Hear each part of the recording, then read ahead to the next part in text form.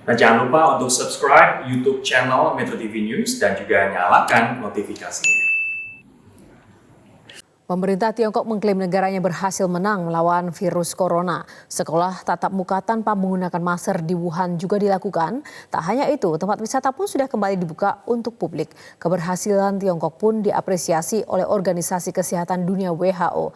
Lantas, seperti apa strategi penanganan COVID-19 yang diterapkan di Tiongkok? Benarkah sudah tidak ada kasus baru lagi di Tiongkok? Sudah bergabung bersama kami Wakil Duta Besar Indonesia untuk Tiongkok merangkap Mongolia, Dino Kusnadi. Kita sapa Pak Dino, selamat pagi Pak Dino. Selamat pagi Yohana, selamat pagi pemirsa Indonesia. Ya, sehat-sehat ya Pak di sana. Terima kasih, ya kami sehat-sehat semua di sini. Ya, Bapak, sebelum kita membahas seperti apa strategi penanganan COVID-19 yang dilakukan oleh Tiongkok, bagaimana sebenarnya perkembangan kasus COVID-19 di Tiongkok hingga saat ini? Benarkah sudah tidak ada kasus baru lagi, Pak? Dalam pengamatan kami di sekitaran kota Beijing dan juga di beberapa kota-kota lain, memang benar aktivitas sudah kembali ke good normal ya.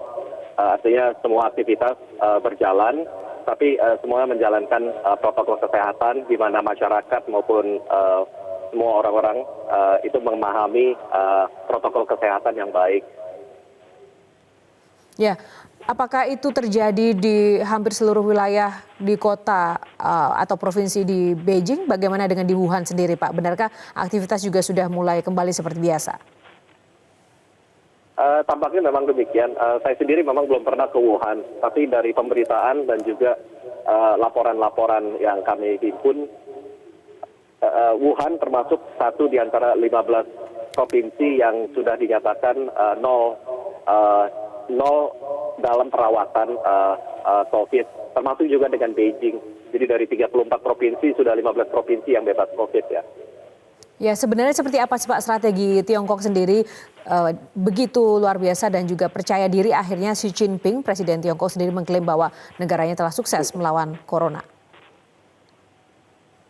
Strateginya memang menyeluruh ya. Pihak Tiongkoknya sendiri itu kerjasama antara pemerintah pusat yang memberikan direktif, terus kemudian dijalankan secara independen oleh pemerintah daerahnya masing-masing yang disesuaikan dengan kondisinya, dan juga pemahaman dari masyarakatnya untuk menjalankan protokol itu dengan disiplin dan baik. Waktu itu memang untuk penanggulangan wabah yang membesarnya itu memang sangat strict. Tapi justru sekarang pelonggaran di dalam negeri itu diimbangi dengan pencegahan luar biasa supaya tidak datang yang namanya imported case ya. Jadi sekarang strategi utamanya adalah bagaimana menjalankan protokol datangnya imported case di perbatasan-perbatasan bandara atau pintu-pintu masuk lainnya. Nah, untuk mengantisipasi itu apa yang dilakukan oleh Tiongkok, Pak? Pertama memang Tiongkok dinyatakan tidak pernah tertutup ya. Mereka selalu menyatakan bahwa imigrasi atau perpindahan orang itu terbuka. Namun yang dilakukan adalah pengetatan siapa-siapa saja yang boleh masuk. Utamanya untuk tidak menghambat roda ekonomi maupun supply chain dunia yang memang itu bersumbernya di Tiongkok.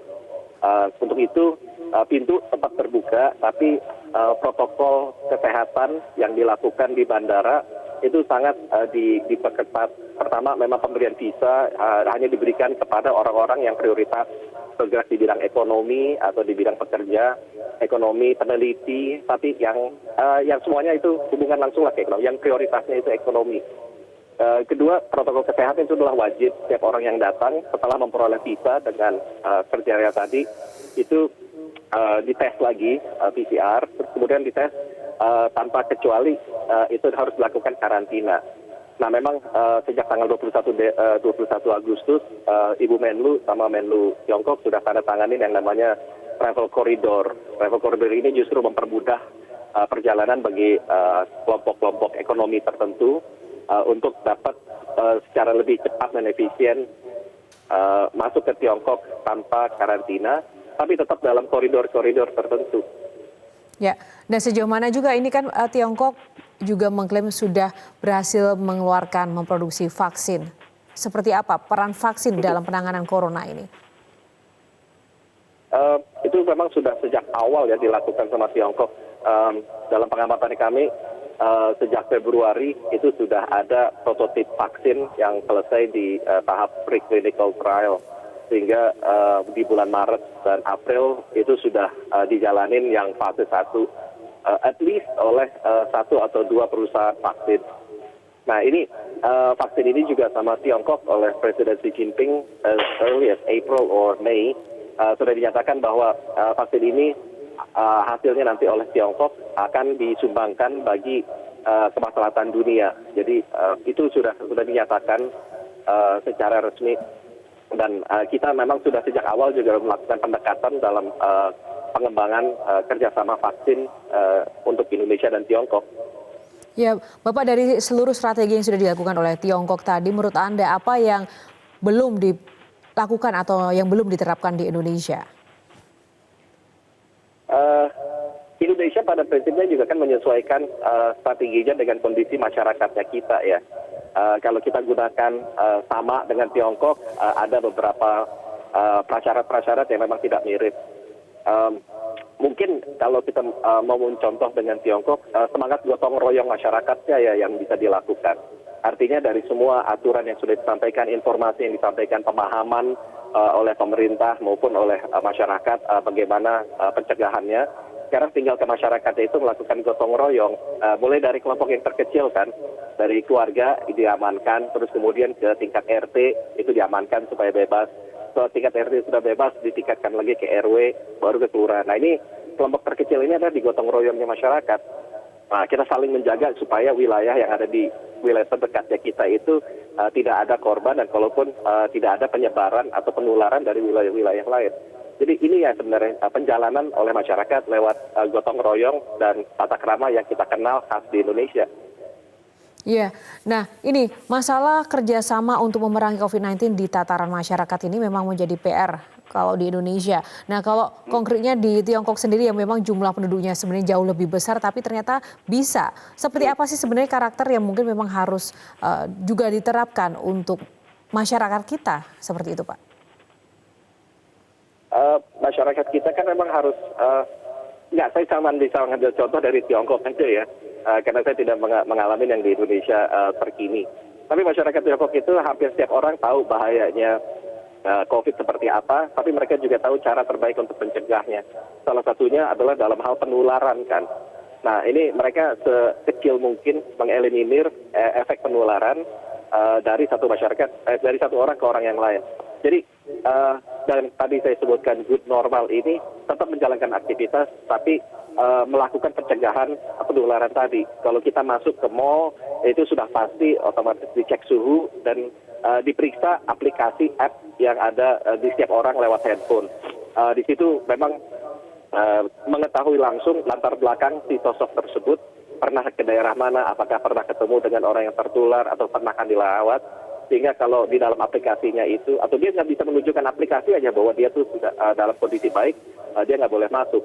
Nah ini juga berlaku untuk misalnya tempat kompleks rumah yang saya tinggal. Kompleks rumah tempat saya tinggal ini masih belum bisa menerima tamu dari luar atau ke orang-orang yang tidak dikenal atau usulnya untuk menghindari terjadinya penularan di satu kompleks kami. Jadi dengan kata lain, kita belum bisa menerima orang yang tidak diketahui latar belakangnya, yang berasal dari luar, yang memiliki potensi untuk menularkan kepada wilayah terdekatnya kita. Nah, bagaimana untuk WNI sendiri Pak yang ada di Tiongkok sampai dengan saat ini keadaannya? Apakah mungkin ada laporan-laporan tertentu atau mungkin ada yang terjangkit atau seperti apa? Alhamdulillah sampai saat ini ada sekitar 1.700 masyarakat Indonesia yang ada di daerah Tiongkok. Ini sangat kontras ya, waktu tahun 2019 akhir jumlah WNI kita ada sekitar 16.000, yang sebagian besar adalah mahasiswa dan WNI. Tapi saat ini masih tinggal 1.700. Dalam laporannya kami untuk penularan domestik itu masih 0. Jadi artinya selama wabah kemarin tidak ada warga negara Indonesia yang terjangkit. Yang ada memang orang yang berasal dari luar negeri itu datang ke Tiongkok, nah itu dinyatakan positif. Ini kita ada beberapa laporan, tapi sudah kita monitor perkembangannya baik dan dalam perawatan ini semuanya berhasil sembuh. Baik, sedikit saja Pak, mungkin harapan untuk Indonesia Pak agar segera bebas dari corona seperti Tiongkok begitu, silakan. ya mudah-mudahan Indonesia juga bisa terbebas dari corona. Tapi ini semuanya berawal dari diri kita masing-masing. Kita harus menyadari sendiri bahayanya. Kita sendiri juga harus menjaga kesehatan diri. Dari mulai kita baru kita bergerak ke lingkungan terdekat, ke keluarga, baru ke tetangga dekat, dan ke RT dan RW. Semuanya itu harus berbarengan ya. Dan gotong royong inilah mungkin yang bisa saya sarankan dilakukan bersama. Baik, terima kasih Pak Dino Kusnadi, Wakil Duta Besar Indonesia untuk Tiongkok merangkap Mongolia, sudah bergabung bersama Metro Pagi Prime Time. Selamat pagi Pak, selamat beraktivitas, stay safe. Terima kasih.